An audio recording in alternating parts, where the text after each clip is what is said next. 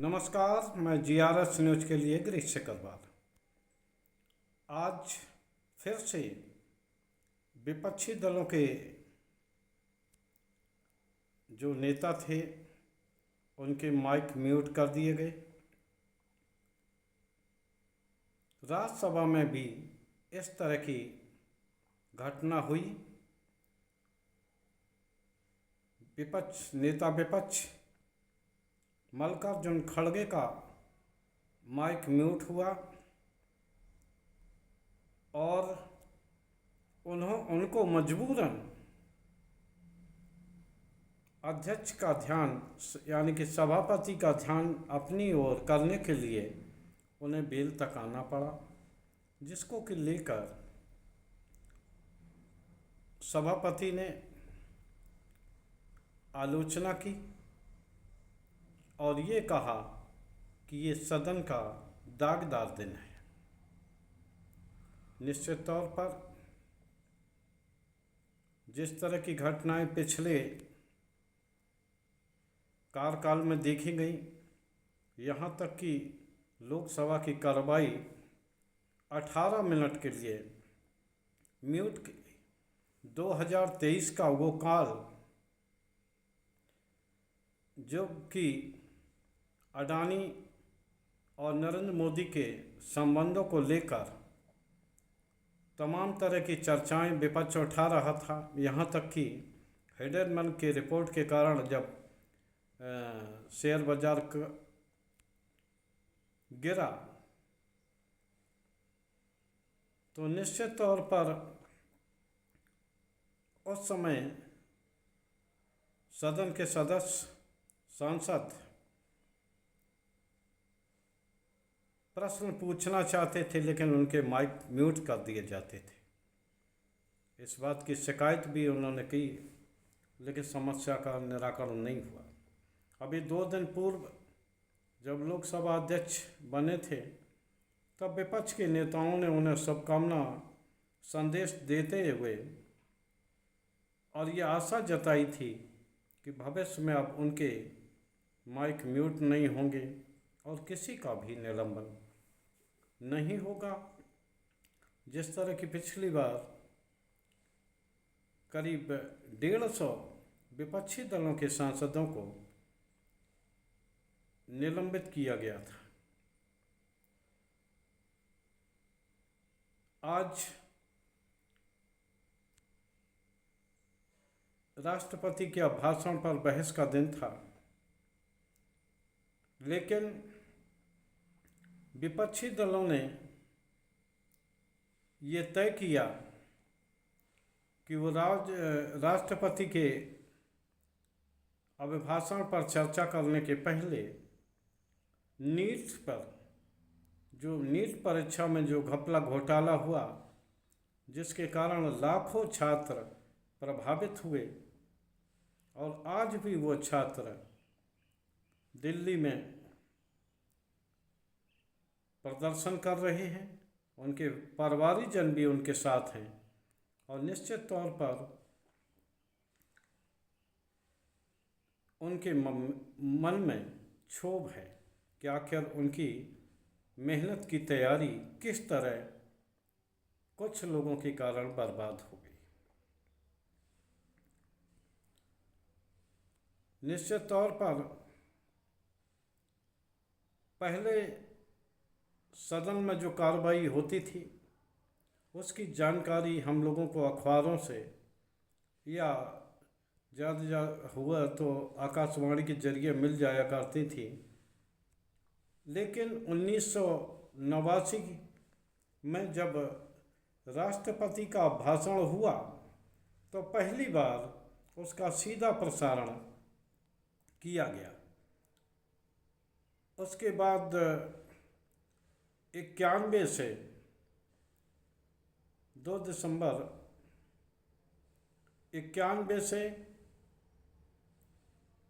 सदनों की जो कार्रवाई थी उसका शून्यकाल और प्रश्नकाल की रिपोर्टिंग होने लगी।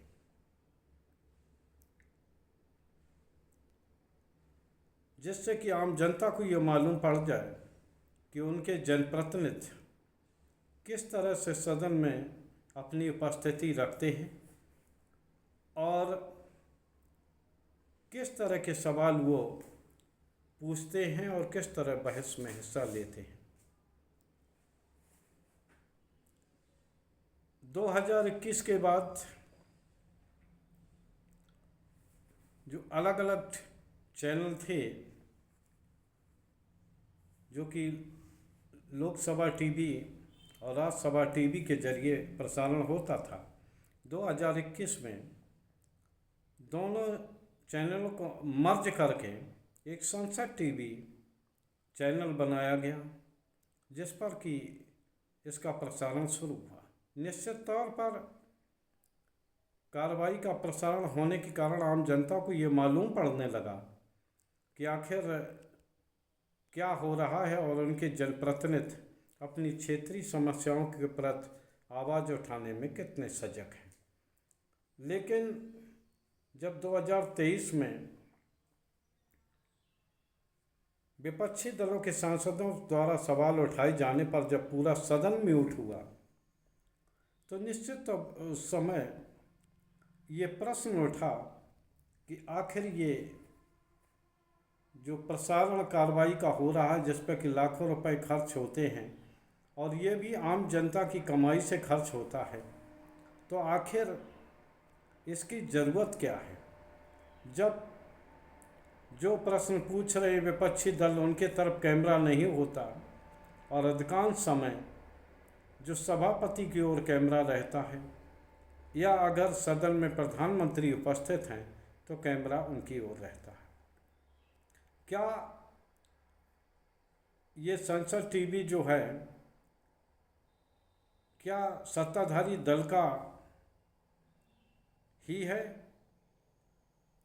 कि वो निष्पक्ष कार्रवाई दिखाने के लिए है? अगर इसी प्रकार सदन म्यूट होते हैं, विपक्षी सदस्यों को सदन में आवाज़ उठाने का मौका नहीं मिलता, उनका माइक म्यूट होता है, तो निश्चित तौर पर कोई ज़रूरत नहीं है कि जनता के पैसे को ये फालतू के कामों में लगाया जाए। प्रधानमंत्री की फ़ोटो तो देश की पूरी जनता सभी चैनलों से देख लेती है, लेकिन वो ये जानना चाहती है कि आखिर आम जनता के मुद्दों पर विपक्षी दल किस प्रकार उठाते हैं, क्योंकि सत्ताधारी दल को जनता के मुद्दों यानी कि महंगाई, बेरोजगारी, पेपर लीक आज से मतलब नहीं होता है। उन्हें बस केवल सरकार की नीतियों को बताना होता। आज राज्यसभा में जिस प्रकार भारतीय जनता पार्टी के अध्यक्ष जेपी नड्डा बहस करते अपना बात रख रहे थे और वो कह रहे थे कि राष्ट्रपति के भाषण पर चर्चा हो जाए, 21 घंटे की चर्चा स्वीकृत की गई थी, जबकि विपक्षी दल ये चाहते थे कि राष्ट्रपति के अभिभाषण पर चर्चा बाद में हो। सबसे पहले नीट परीक्षा का जो पर्चा आउट हुआ है, जो कि सरकार मानने के लिए तैयार नहीं थी, उस पर बहस हो जाए, आखिर सरकार उसमें क्या कर रही। और एक ये उद्देश्य था जिससे कि 24 लाख छात्र तो सीधे तौर पर नीट परीक्षा के उससे प्रभावित हैं। तो एक संदेश भी जाता कि विपक्ष और सत्ताधारी पक्ष दोनों लोग मिलकर उनके प्रति संवेदनशील हैं और वो उस मुद्दे पर बहस कर रहे हैं, पहले बहस कर रहे हैं। आप ये बताइए कि आखिर राष्ट्रपति के अभिभाषण में नया क्या है जो कि जिस पे की चर्चा होना चाहिए। राष्ट्रपति ने वही बातें कहीं जो कि हम लोग या देश की आम जनता 10 साल से लगातार सुन रही है। उन्हीं नीतियों का बखान, वही विकसित भारत की बात। जब 20 बार रैली के जरिए, विभिन्न माध्यमों के जरिए ये जानकारी हो चुकी है कि ये योजनाएं हैं, तो आखिर बार बार उस पर चर्चा करने से किसे क्या लाभ होने वाला है। नीट जो कि समसामयिक मुद्दा है और युवाओं से जुड़ा है, आखिर इससे भी जरूरी कोई काम हो सकता है? क्या सरकार इस विषय पर संवेदनशील नहीं है? अभी राष्ट्रपति के भाषण में नीट मामले पर राष्ट्रपति के जरिए कहलाया गया कि विपक्ष मिलजुल कर एक ऐसा सिस्टम बनाने में सहयोग करे जिससे कि इस तरह के पेपर आउट ही ना हो। आखिर आप विपक्ष की बातों को सुनना क्यों नहीं चाहते? क्यों बार बार विपक्षी नेताओं का माइक म्यूट होता है? ये सही है कि सत्ताधारी दल के पास बहुमत है, तभी तो वो सत्ता में बैठे हैं।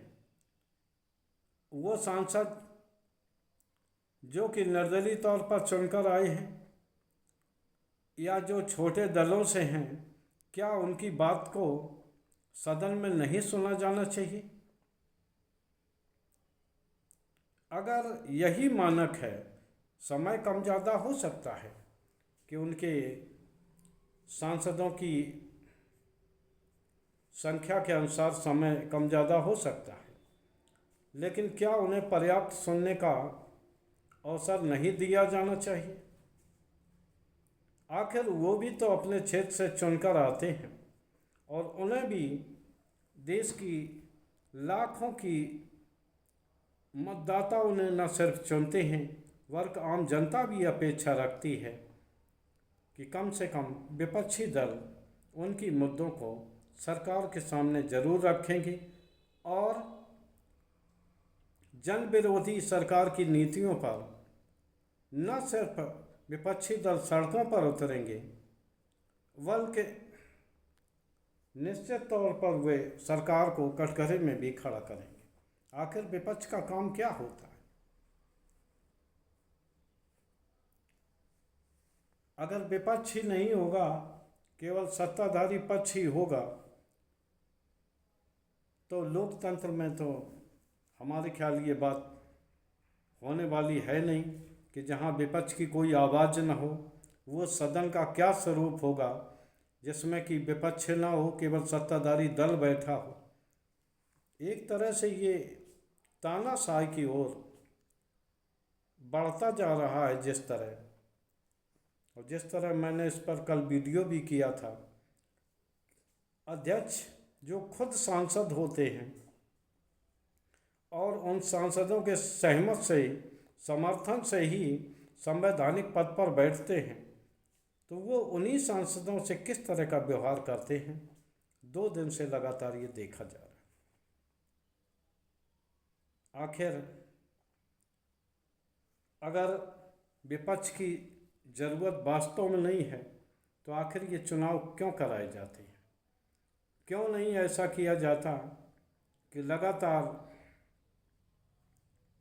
एक ही दल का शासन बना रहे और वो अपने मन से जिस तरह चाहें आम जनता को हाँकते रहें? अगर वास्तव में लोकतंत्र है और लोकतांत्रिक व्यवस्था के आप लोग उसका पालन करते हैं, खुद को मदर ऑफ डेमोक्रेसी बताते हैं, तो ये मदर ऑफ डेमोक्रेसी कहाँ हुआ कि जब विपक्ष की आवाज़ ही जिस सदन में ना हो? आखिर बार बार विपक्षी दलों के ही माइक क्यों खराब होते हैं? हालांकि लोकसभा अध्यक्ष ने नेता विपक्ष राहुल गांधी की शिकायत पर ये कहा कि मैं माइक बंद नहीं करता और ना यहाँ मेरे पास कोई बटन है। फिर भी ये सवाल उठता है कि आखिर कौन है जो विपक्षी सांसदों के माइक को म्यूट करता है और ज़्यादातर विपक्षी सांसदों के सवाल पूछे जाने पर वो अध्यक्ष की ओर अपना कैमरा फोकस रखता है। क्या ये सरकार के नियंत्रण में है? अगर सबको सरकार के मन के अनुसार ही किया जाना है तो क्यों नहीं इस कार्रवाई का प्रसारण बंद किया जाए, जिससे कि जो करोड़ों का बजट आम जनता की मेहनत का लगता है उससे कम से कम जनता को निजात तब भी मिल जाए। केवल सत्ताधारी दल को देखने के लिए आम जनता समय बर्बाद नहीं करती है। उसे अपने क्षेत्र के जनप्रतिनिधि, यहाँ तक कि विपक्ष के नेताओं को ये देखना है कि हमारे जनता से जुड़े मुद्दों पर किस प्रकार सदन में बहस होती है और किस प्रकार उसका निराकरण निकलता है। लेकिन जब यहाँ सांसद के माइकों को म्यूट कर दे तो निश्चित समय पर निश्चित आप ये तय मानिए कि देश में लोकतंत्र के दिन भी लगता है गिने चुने रह गए हैं। आज के ब्लॉग में बस इतना ही। जय हिंद, जय भारत।